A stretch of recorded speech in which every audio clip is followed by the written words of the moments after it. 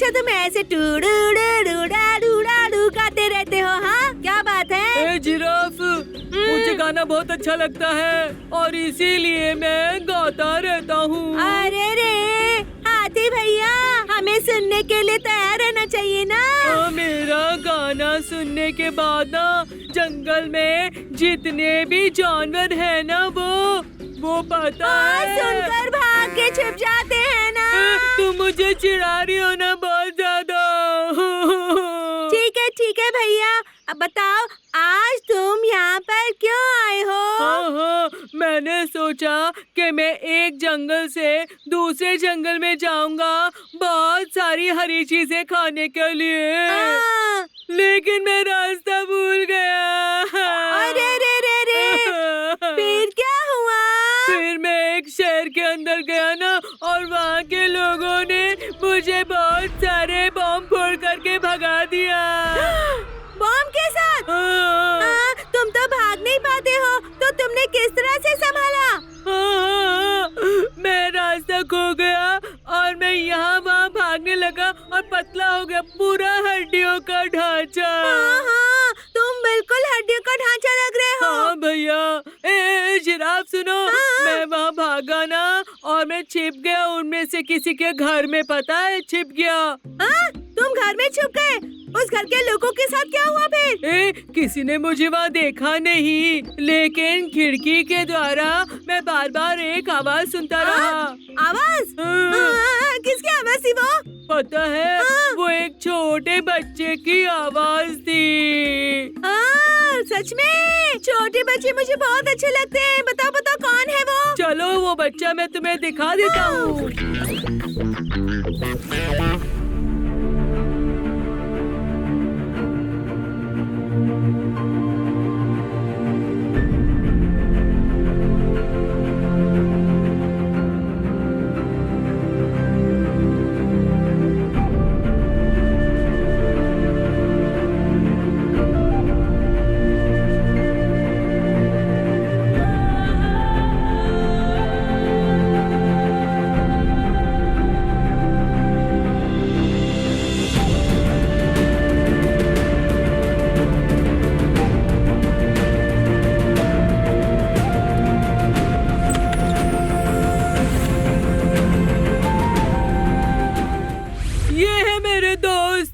जब मैं उनके घर में छिप गया था, उन्होंने मुझे खाना दिया था, खास करके मुझे गन्ने खिलाए थे।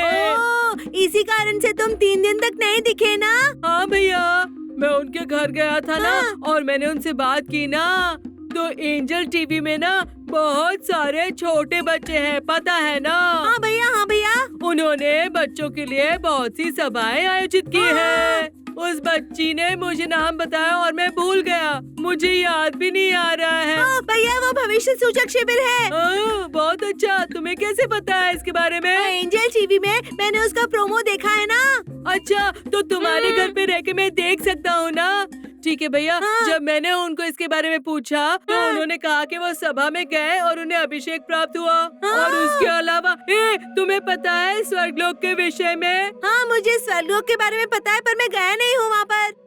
अरे जाना भी मत, वो तुम्हें स्वीकार नहीं करेंगे। अरे नहीं, मेरा वहाँ पर एक घर है, ऐसा मुझे मेरी टीचर ने कहा है। टीचर ने कहा था, तुमसे मजाक किया होगा। पर मेरे दोस्त जो है ना, अच्छा, वो स्वर्गलोक गए हैं और उन्होंने दर्शन भी देखे हैं। भैया रुको, क्या हम वो देख सकते हैं भैया? हाँ जरूर।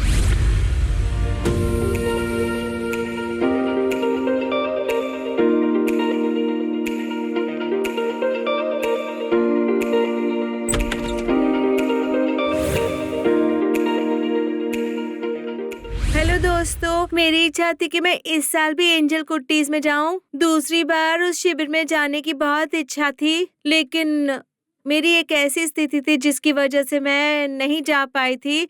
मुझे बहुत दुख हुआ क्योंकि मैं वहां नहीं जा पाई थी और मेरे सब कजिन्स वहां गए थे।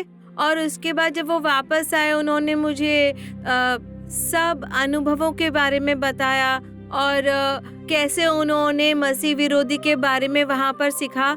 उनसे मैंने वो सब सुनने के बाद रात को प्रार्थना की, क्योंकि हम अक्सर रात को और सुबह प्रार्थना करते हैं और हमारी टीम का नाम है ब्लेसिंग्स वॉरियर्स। हम लोग 6 लोग अक्सर साथ में प्रार्थना करते हैं और हमारी आंटी हमारी अगुवाई करती है। प्रार्थना करते समय वो सब लोग अन्य भाषाओं में प्रार्थना करते हैं और अभिषेक प्राप्त करते हैं, पर मैं वैसे कभी नहीं बोल पाई, प्रार्थना नहीं कर पाई कभी अन्य भाषाओं में। तो मैं रोती थी ये सोच के कि छोटे छोटे बच्चे भी अन्य भाषा में बात कर रहे हैं, मुझे वो अभिषेक क्यों नहीं मिल रहा है। तो मैं हर समय रो रही थी। फिर मेरे अंकल और आंटी ने मुझे बहुत सलाह दी इस विषय में। मैंने उनकी बात मान ली और जैसे बाइबल के वचन में लिखा है, मांगो और तुम्हें प्राप्त होगा। मैंने रोते हुए प्रभु से मांगा और उसी रात को मुझे ये उपहार प्राप्त हुआ और मैं बहुत ज्यादा खुश हो गई थी।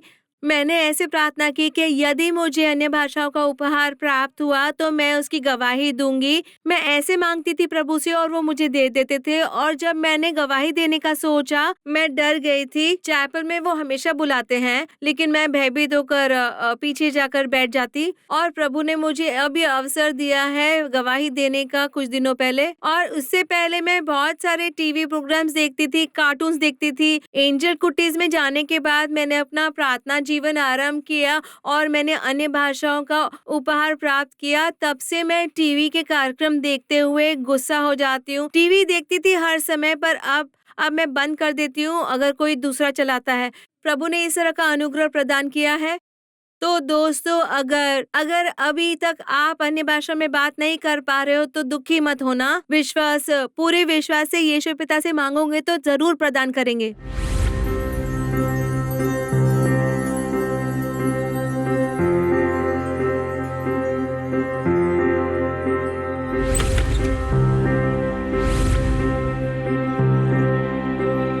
प्रभु की स्तुति हो। मैं एस्तर की मम्मी हूँ। एस्तर मुझे प्रभु के अनुग्रह से 2005 में हुई थी। मेरी शादी के 1 साल के बाद ये पैदा हुई थी और हम एक बच्चे के लिए बहुत प्रार्थना कर रहे थे। प्रार्थना का जवाब ही एस्तर थी। मुझे प्रेगनेंसी में कोई इलाज नहीं करवाना पड़ा। प्रभु के अनुग्रह से उन्होंने मुझे एस्तर को प्रदान किया। और जब मैं इसके साथ गर्भवती थी तब मैं हर समय प्रार्थना करती रहती थी। मुझे एक स्वस्थ बच्चा चाहिए था, गोरा बच्चा चाहिए था। मैंने ऐसी कोई खास प्रार्थना नहीं की थी कि मुझे लड़का चाहिए या लड़की चाहिए, बस एक स्वस्थ और गोरा बच्चा चाहिए। और यीशु पिता ने एस्तर दी मुझे और हमने निश्चित किया था कि अगर हमारी लड़की हुई ना तो हम उसे एस्तर बुलाएंगे और अगर लड़का हुआ तो हम कुछ और नाम देंगे उसे। और इसके पैदा होने के बाद मैंने डॉक्टर को कुछ भी नहीं कहा था, लेकिन डिलीवरी के बाद डॉक्टर ने कहा सोफी को एक लड़की हुई है, उसका नाम एस्तर होना चाहिए और वो लड़की समाज के संकटों के लिए लड़ेगी। और पता है, उस समय में भी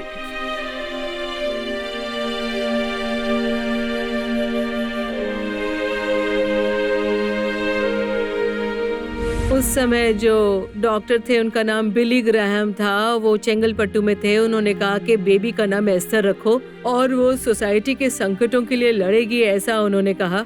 और मैंने भी वही नाम सोचा था इसके लिए, तो हमने इसका नाम रख दिया एस्तर इस तरह से। और सरनेम जोड़ने के लिए मैंने उसका नाम रखा है इम्बमलर। हम चाहते थे कि हमारा बच्चा हमेशा खुश रहे और इसके लिए मैं हमेशा हर दिन निरंतर प्रार्थना ही करती रहती थी। एक बार जब मैं प्रेग्नेंट थी उस समय अरुल राज भाई आए थे प्रार्थना करने के लिए और उन्होंने कहा था कि मैं एक मुस्कुराते हुए बच्चे को जन्म दूंगी, इस तरह से भविष्यवाणी की थी। और मैंने वही मन में रखते हुए प्रार्थना की थी और जैसे उन्होंने भविष्यवाणी की, एस्तर हमेशा मुस्कुराती ही रहती है। उसके बचपन में वो हर समय मुस्कुराती थी सब लोगों के सामने और आज भी जब आप उसे देखोगे उसके चेहरे पर हमेशा मुस्कुराहट ही दिखेगी। आज तक वो एंजल कुटीज के शिविर में चेन्नई में 2-3 बार जा चुकी है। जाने के बाद हर एक शिविर के बाद मैं उसके अंदर बदलाव देखती हूँ और ये देखकर मैं चुपचाप रहकर उसके साथ कोई चर्चा नहीं करती थी, क्योंकि मुझे लगता था कि कुछ गलत बोलूंगी तो उसको बुरा लगेगा मेरी तरफ से, इसलिए मैं डायरेक्टली उससे बात नहीं करती थी। जब भी मुझे मौका मिलता था मैं उससे बात कर लेती थी, लेकिन इस साल के शिविर में हम उसको भेज नहीं पाते थे। बहुत बुरी बात है, ये भेज नहीं पाए थे। लेकिन उसके कजिन्स गए थे उस शिविर में, और जब वो वहां से लौटे इन सब ने मिलकर प्रार्थना की। तब से रोज प्रार्थना कर रहे हैं। और प्रार्थना करते समय मेरे भाई का सबसे छोटा बेटा अन्य भाषाओं में बात करने लगा था, और इसे भी वही उपहार चाहिए था। तो यीशु पिता, मुझे ये अभिषेक प्रदान कीजिए अन्य भाषाओं का। छोटे छोटे बच्चे बात कर रहे हैं, इस तरह से उसने दिल से प्रार्थना की, और फिर प्रभु ने इसे अन्य भाषाओं में बात करने का उपहार प्रदान किया। और हम सोचते हैं कि प्रभु इसे ऐसे ही बदलाव इसके जीवन में और बहुत सारे उपहार प्रदान करेंगे, और इसी आशा से हम प्रार्थना करते हैं इसके लिए। ये प्रभु के तरफ से हमारे लिए एक उपहार है। प्रभु ने उसे ये नाम दिया है, और हम विश्वास करते हैं कि प्रभु इसके नाम के अनुसार हमारी अगुवाई करेंगे।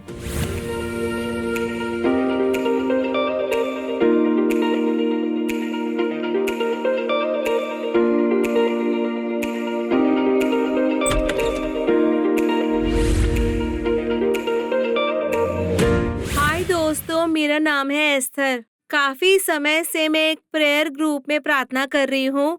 सब लोग दर्शन देखते थे, तो मैंने जब अच्छे से प्रार्थना की, मुझे ये दूसरा दर्शन प्रदान हुआ। क्या मैं उसके विषय में बताऊं?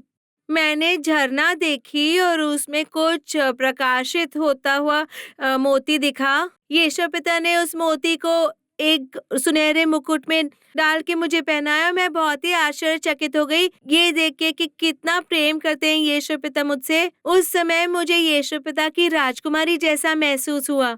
तो दोस्तों, अगर आपको भी ऐसे दर्शन देखने हैं, हर दिन यीशु पिता को दिल से प्रार्थना करो। यीशु पिता आपको जरूर दर्शन दिखाएंगे।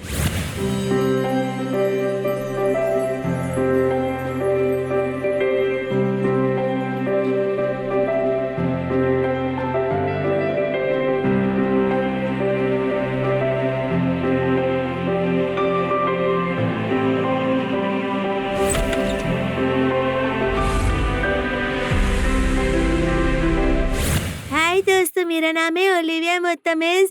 जब एंजल कुटीज में गई थी, यीशु पिता ने मुझे अभिषेक प्रदान किया। उन्होंने मुझे दूसरे दिन पर दर्शन प्रदान किया। यीशु पिता मुझे स्वर्गलोक ले जा रहे थे ना, तो फिर शैतान ने मुझे पाप में ले जाने की कोशिश की, लेकिन मैं नहीं गई उसके साथ। क्योंकि मैं प्रार्थना कर रही थी, यीशु पिता मुझे अपने साथ स्वर्गलोक ले गए। मैं यीशु पिता के साथ थी और मैंने देखा कि मैं शैतान के साथ नहीं थी और यीशु पिता के साथ स्वर्गलोक जा रही थी।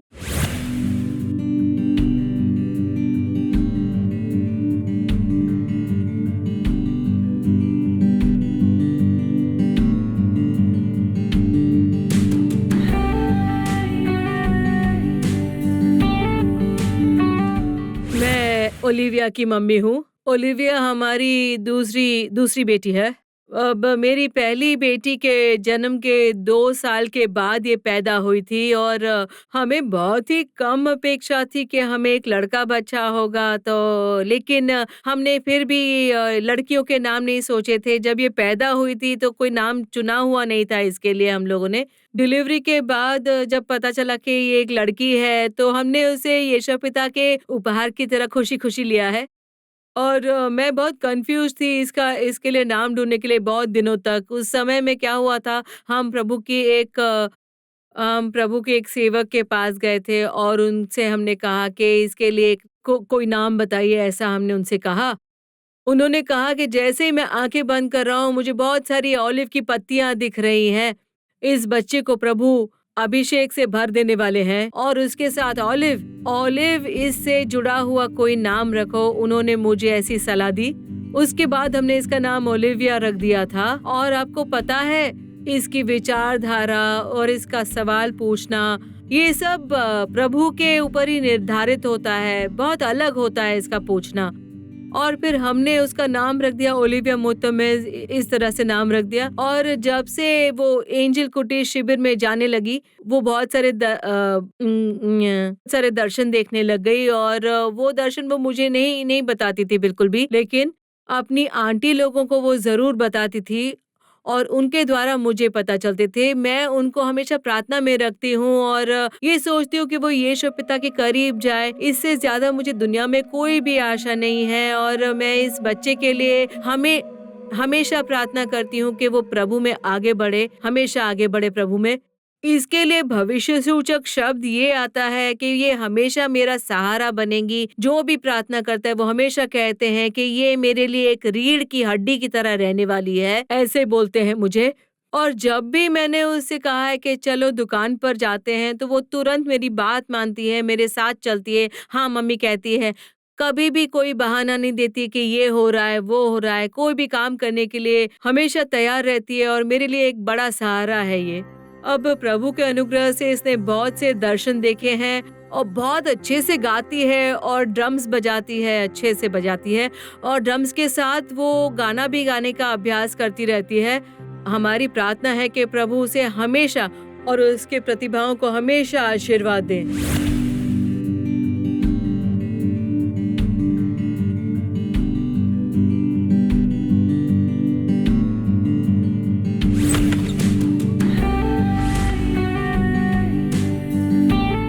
हाय दोस्तों, मेरा नाम है ओलिविया मुत्तमिज।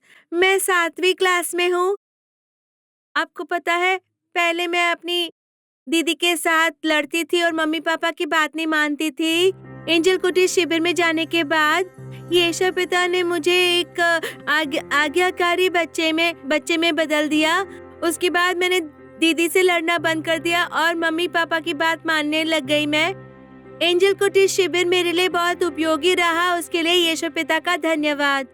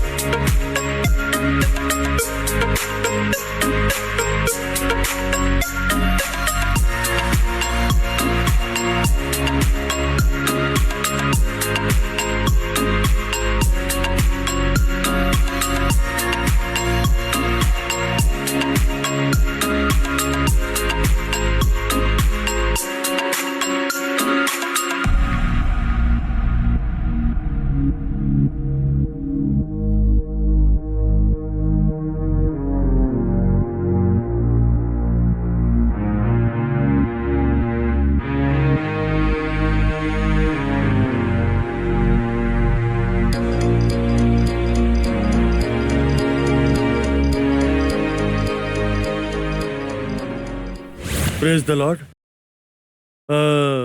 ओलिविया जो है वो मेरी दूसरी बेटी है। मैं जो था वो एक बीमारी से जूझ रहा था। चेंगलपट्टू के रंगा हॉस्पिटल में मैं एडमिट था। वहाँ पर मैं 1 हफ्ते तक था। उन्होंने बहुत सारे टेस्ट किए मेरे। वहाँ पर मेरी ये बेटी मुझसे मिलने आई और मेरे लिए प्रार्थना किया। उसके बाद वो मुझे विजय हॉस्पिटल चेन्नई ले गए। जब ये मुझे देखने आई तो सभी लोग रो रहे थे। उस परिस्थिति में भी मेरी बेटी मेरे साथ थी। इसने मेरे लिए प्रार्थना की और फिर मैं उस वायरल फीवर से 1 हफ्ते के अंदर ठीक हो गया और 5 दिनों बाद घर आ गया। बहुत लोगों ने मेरे लिए प्रार्थना की और उन प्रार्थनाओं से मैं चंगा हुआ। मैंने अपने बचपन में कोई भी दर्शन नहीं देखा था, पर इन दिनों में मैं प्रभु का धन्यवाद करता हूँ कि उन्होंने इसे इतने सारे दर्शनों का आशीर्वाद दिया।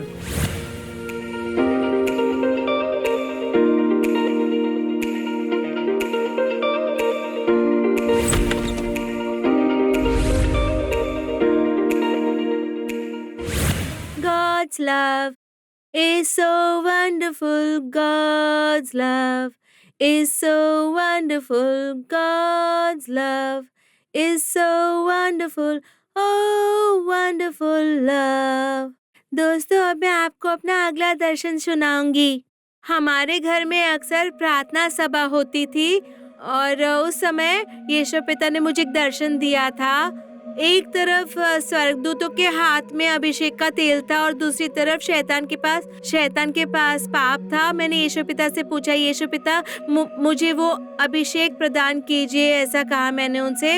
यीशु पिता ने हम सबको अभिषेक प्रदान किया और उस दिन वो अभिषेक प्रदान करने के लिए मैं यीशु पिता का धन्यवाद करती हूँ।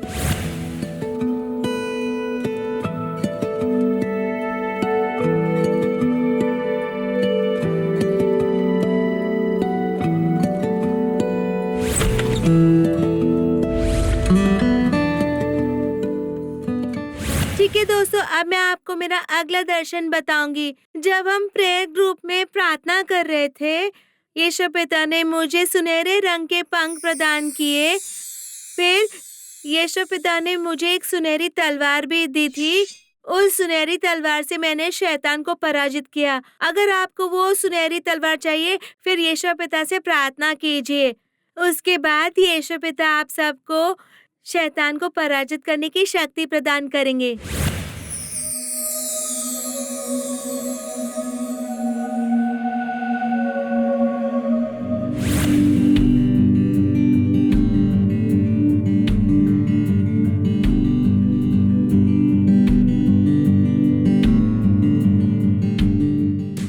मैं एमिमा की मम्मी हूँ।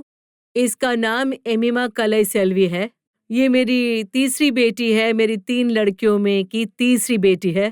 मेरी दूसरी बेटी के बाद हमने ये सोच लिया था कि हम कोई भी बच्चे पैदा नहीं करेंगे, इसके बाद ऐसा सोच लिया था। और 5 साल के बाद मेरा इलाज चल रहा था नर्व इश्यूज़ पर, और उस इलाज के दौरान मेरे शरीर में बहुत से बदलाव आने लगे। ये मैंने देखे तो मैं डॉक्टर के पास दिखाने गई तो डॉक्टर ने कहा कि मेरे पेट में बहुत स्वेलिंग हो गई थी, तो मैं स्कैन करवा लूं। स्कैन सेंटर में रेडियोलॉजिस्ट ने मुझसे पूछा कि क्या आप प्रेग्नेंट हैं, इस तरह से पूछा मुझे, और मैंने कहा कि नहीं डॉक्टर, मैं प्रेग्नेंट नहीं हूँ। तो उन्होंने कहा कि तो तुम्हारे पेट में बच्चा कैसे है फिर? तो मैं बहुत चकित हो गई और वो मुझसे सवाल करता गया और मेरे पास कोई जवाब नहीं थे। मैं बहुत ही ज्यादा शॉक हो गई थी और उसने कहा कि मेरा बच्चा 5 महीने का है। 5 महीने का बच्चा है, ये सुनकर बहुत शॉक होकर मैंने मेरे पति को बताया। अरे ये कैसे हो गया? वो भी कुछ विश्वास नहीं कर पाए, वो भी शॉक हो गए थे। तब तक पेट में बच्चा था ये ध्यान नहीं था और मेरा दूसरा ट्रीटमेंट चल रहा था। उसके बाद मैंने फोन लगाकर मेरे परिवार को बताया। मेरा छोटा भाई एक डॉक्टर है और मैं क्योंकि बहुत टैबलेट्स लेती थी, मेरे भाई ने कहा कि जिस डॉक्टर ने प्रिस्क्राइब किया उससे बात करो। उसने ये भी कहा कि उसी डॉक्टर से प्रेगनेंसी के बारे में बात करूं, और मैंने जब उस डॉक्टर से बात की, उसने कहा कि मुझे ये प्रेगनेंसी नहीं रखनी चाहिए, ऐसा कहा। तो मैंने कहा नहीं, 5 महीने हो गए हैं और मुझे बच्चा चाहिए ही, ऐसा मैंने उनसे साफ साफ कह दिया। और उसके बाद मैं कहीं भी जाती, किचन में जाती, बाथरूम में जाती, कहीं भी जाती, मैं यही प्रार्थना करती कि बच्चा ठीक हो यीशु पिता, बच्चा ठीक हो यीशु पिता, बच्चा अच्छा हो, बच्चा अच्छा हो, बच्चा अच्छा हो। इस तरह से मैं प्रार्थना करती ही रहती थी। और ये बच्चा भी मेरी तीसरी डिलीवरी भी सिजेरियन हुई। प्रभु ने मुझे एक बहुत ही स्वस्थ बच्चा प्रदान किया, होशियार बच्चा प्रदान किया। इस छोटी सी उम्र में भी वो दर्शन देख सक रही है, ये प्रभु का अनुग्रह ही है। ये अपने पापा की लाडली है, बड़ी लाडली है, सिर्फ उनकी ही नहीं, वो हम सबकी लाडली है, क्योंकि प्रभु ने उसे बहुत ही बुद्धि प्रदान की है हर एक स्थिति को अच्छे से संभालने के लिए। यीशु पिता ने बहुत दिलचस्पी से वचन को सुनती है। और प्रचार की सभा के समय हम देखते हैं कि बच्चे ध्यान नहीं देते हैं, खेलते रहते हैं, कहीं ध्यान नहीं देते, लेकिन ये ऐसी नहीं है, संदेश को ध्यान से सुनती है। वो क्या कह रहे हैं, कहने का अर्थ क्या है उनका, बाहर से सवाल नहीं पूछती है, सब मन में सोचने लगती है। प्रभु उसे जवाब दे रहे हैं उसके सब सवालों के। मुझे पता है कि प्रभु उसे बात कर रहे हैं और उसके सारे सवालों के जवाब दे रहे हैं। और कलैसेल्वी, एमिमा कलैसेल्वी जो इसका नाम है, प्रभु ने उसे बहुत सी कला, बहुत सी प्रतिभा प्रदान की है, ऐसा मुझे विश्वास है।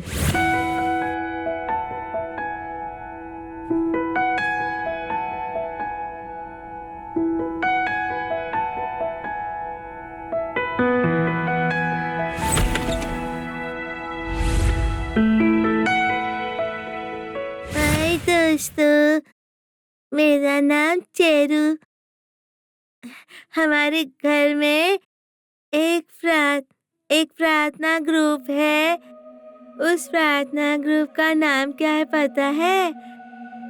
Blessings warriors.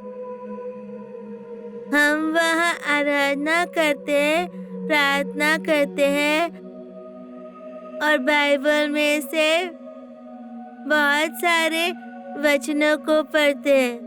एक दिन प्रार्थना करते समय यीशु पिता को देखा। उन्होंने मेरे हाथों को छुआ। दोस्तों, अगर आप भी यीशु पिता को देखना चाहते हो तो प्रार्थना करना। बाय दोस्तों।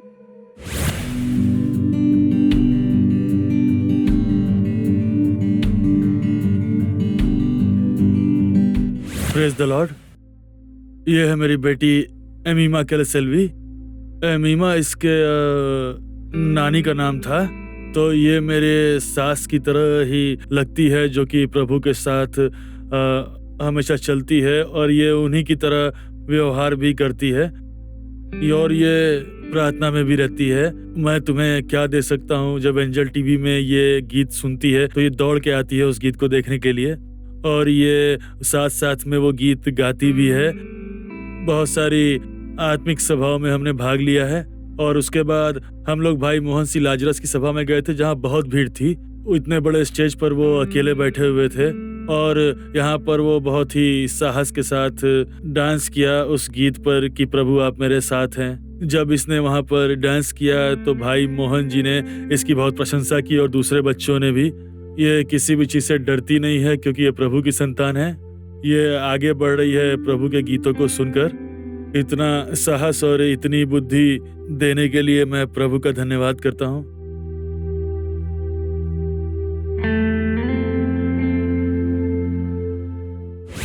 मैं बहुत देर से घर से बाहर हूँ तो मैं जाता हूँ। मम्मी मुझे ढूंढ रही होगी। हाँ, जल्दी से जाओ, प्रार्थना हाँ। करना मत भूलना। हाँ, हाँ ठीक है। बाय भैया। बाय।